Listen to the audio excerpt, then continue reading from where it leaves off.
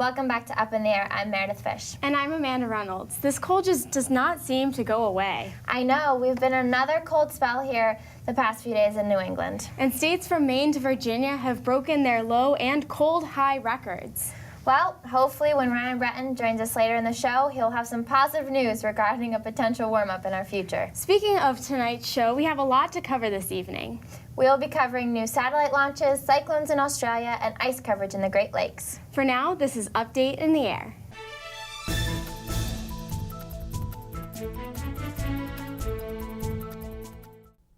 The record cold has had a hand in freezing over the Great Lakes so far this season. While the freezing was off to a slow start in December due to above-average temperatures ending 2014, the cold temperatures came back with a vengeance. As January began, temperatures plummeted, allowing Lake Erie to rapidly freeze to nearly 85% ice covered by mid-January. The other lakes have followed suit, with Lake Michigan lagging behind, being covered by approximately 65% ice currently. However, in any way, the freezing this year is unprecedented. Last year, ice levels reached their highest value since 1979, coverage at 92.5%. As of February 23, 2015, the ice cover for the entire Great Lakes was 85.6%. This is the first year since the mid-1970s that 2 consecutive years have had cover of more than 80%. The freezing this year is likely record-breaking. In recent past, Lake Ontario has averaged about 35% coverage and a maximum of 65% coverage in 2013. With Lake Ontario being nearly 82.6% covered, this is the highest amount of ice cover for Lake Ontario since 1994. Engineers at Oregon State University completed a precise and comprehensive evaluation of the impact of a major tsunami on the Columbia River. In the hindsight of the effects of the major tsunami in Japan 2011 on local rivers, this research was conducted due to similar geological forces along the Pacific Northwest coast. Effects of tsunamis on rivers are often difficult to measure because many factors can dampen or amplify the tsunami effects, including the width and shape of the river mouth, bays, river flow, and tidal effects. Interestingly, they found that the lowest elevation of wave height occurs with a high tide, but will cause more flooding due to already high waters. They concluded that tides have a larger impact than the amount of water flowing in the river. They even developed maps for landowners and land use planners to improve preparation for this type of event. Wind energy is getting a major upgrade in the United Kingdom as an offshore wind farm was just approved by the Energy Secretary of the United Kingdom. This will be the world's largest offshore wind farm, spanning nearly 430 square miles, housing nearly 400 turbines. The project will cost approximately $10 billion, but could cover nearly 2.5% of the United Kingdom's energy needs.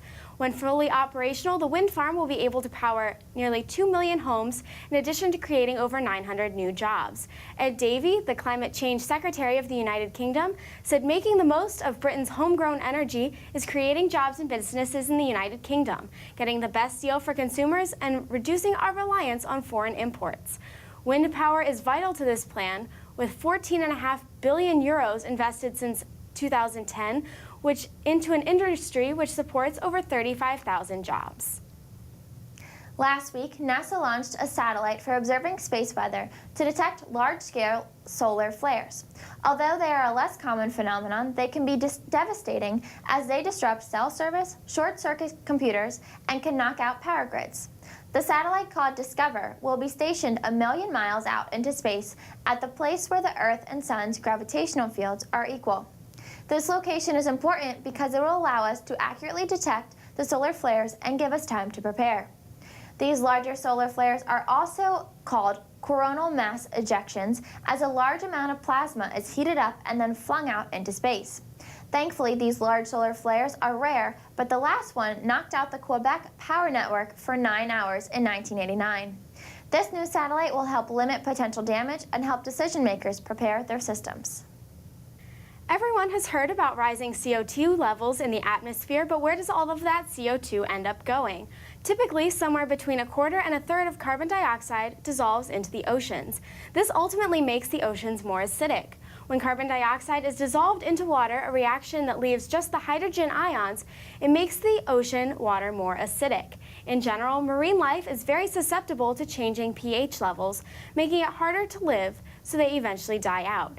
Areas where there are higher acidification rates are particularly vulnerable and may have consequences on the seafood industry.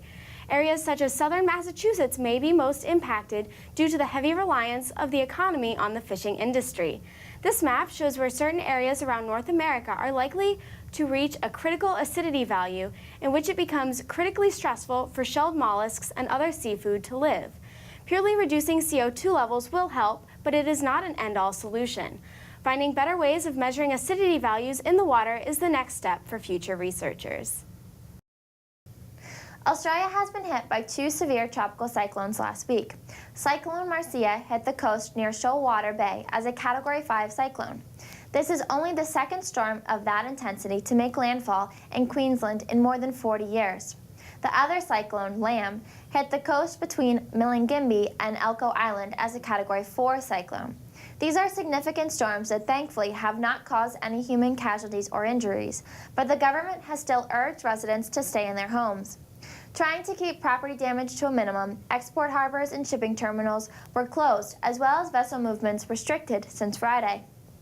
A flood watch was in effect earlier this week, as well as heavy rainfall was continuing to pour on the coastal and adjacent inland areas.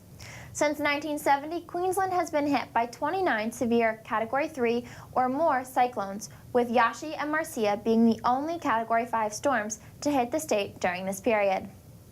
Up in the Air will be back in a moment with more.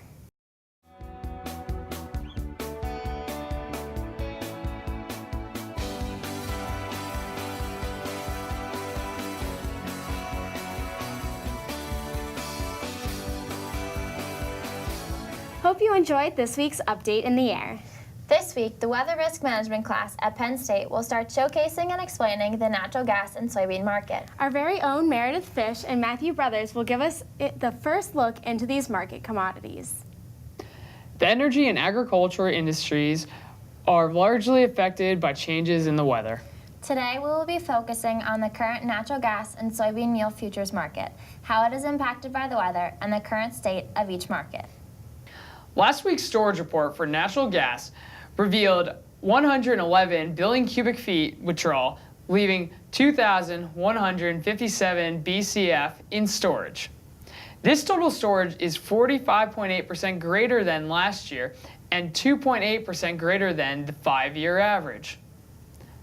The slightly warmer temperatures across the United States as a whole showed on this map resulted in less heating degree days than normal.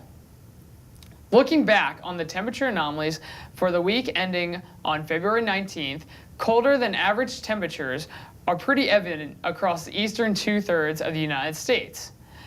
This is the week that will be evaluated for Thursday's storage report, so the withdrawal should be higher than last week's numbers.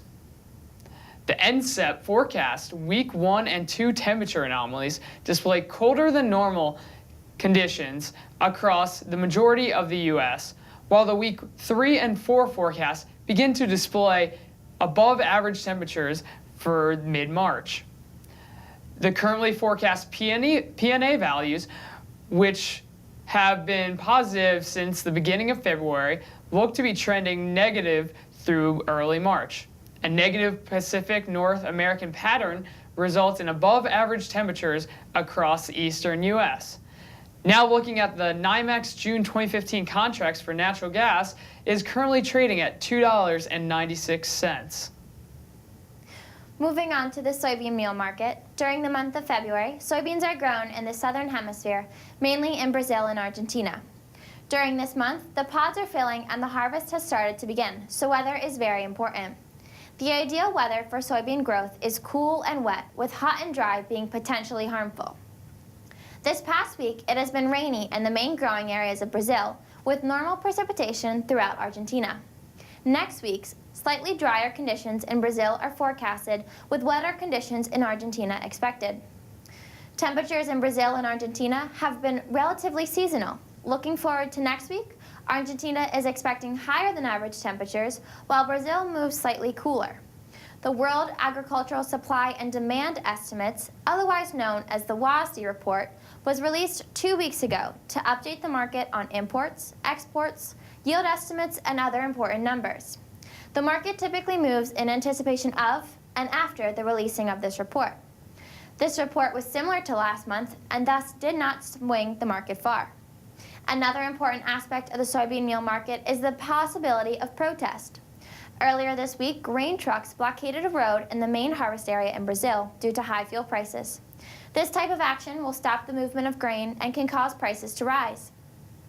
This week, the market has had a strong bullish trend, with the current trading price of May 2015 future contracts being $346.70 per ton. This is higher than both the 20-day and 100-day average. According to trend spotters, it is the time to buy. We hope you enjoyed our market update And learned something new about the energy and agriculture industries. For Up in the Air, this is Meredith Fish And Matthew Brothers. Thanks for tuning back in. Ryan Breton is standing by at our climate wall to give us the 8 to 14-day outlook. Take it away, Ryan. Thanks very much, Meredith and Amanda. That's right. It has been an impressive stretch of cold air here in State College, and we've broken several records over the past couple of weeks. This is a list of the records observed at our University Park site, which has records that go all the way back to the late 1890s, and we have broken 8 so far here in State College through the 24th. Many of those record cold high temperatures, although we've tied 2 record low temperatures and broken 1 record low temperature. And if you remember last year here in Up in the Air, we discussed how on January 7th, the first cold season record low since 1994 was broken. Well, we've done it again. So this is another very impressive stretch of cold air following what was a quite impressive stretch of cold air during the month of January of 2014. So no two ways about it. It has been very cold here in State College. We haven't seen too much snow recently, though. That is the one bright side, I assure you. Although some of you, I think, like the snow to accompany the cold. That is for sure. 39 inches of snow so far here in State College this winter, compared to an average winter, 45 inches, so we are well on our way there. And last year, we saw 52 inches of snow in total for the season here in State College.